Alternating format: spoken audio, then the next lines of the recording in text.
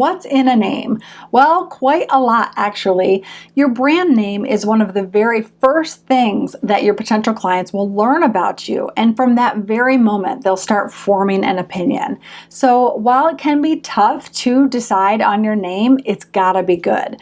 No pressure, right? Hi, I'm Alli, and I help emerging entrepreneurs like you stand out online by simplifying the tools and strategies needed to build your business. That way you can spend more time making money and less time worrying about the tech.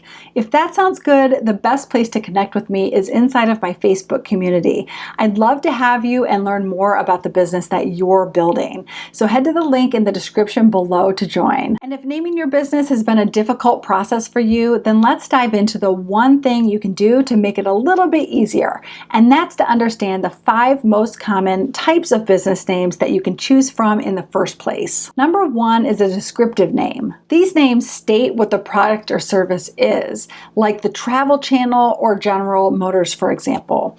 Other times you see acronyms used for these type of names, like for the United Parcel Service or UPS.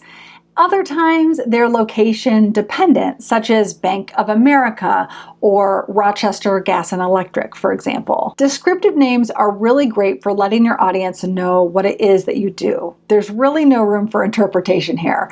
However, they don't let you know anything about your brand's personality, and that's why you'll often see a tagline that runs alongside these type of business names. Number 2 is an evocative business name. Evocative names, on the other hand, do suggest more of the brand's positioning. They allow for more interpretation because these names are usually more unique and creative and allow you to stand out more within your industry. A few examples of evocative names are Apple, Nike, and Amazon. And while these type of names do create an impact, connecting a meaning to that name can be more challenging and a longer process. Number 3 is an experiential name. These names describe an experience that your client or customer will have when they work with you, or maybe a benefit they'll receive. Some examples are InfoSeek, Safari, and Best Buy. These names are really great for letting your potential clients know what they can expect when they work with you. Number 4 is a founder's name. This is when your business is named after the founder, which is something that's been done throughout all of history. Think about the Gutenberg Press, Walt Disney, or Ford. While founder-based names are less common for large companies, many solopreneurs and small business owners do stick to using their name.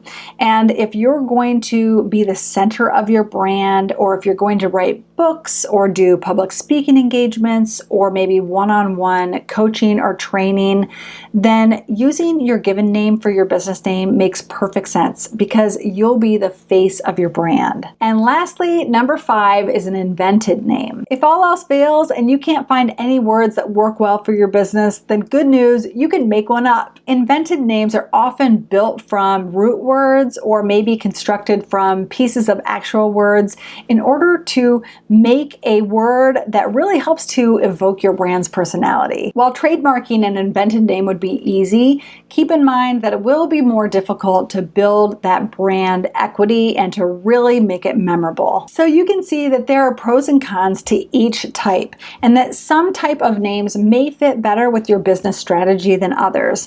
No matter what though, there's no doubt that choosing your business name is one of the very first things you need to do when you're going to be starting your business. Now you might be wondering, great, got it, check and done. What's next? What do I have to do next, Alli? And that's a great question, and that's exactly why I created my 30 Days to Launch Playbook. It's a checkable calendar and guide that will tell you what steps to take and in what order when it comes to starting or restarting your business online.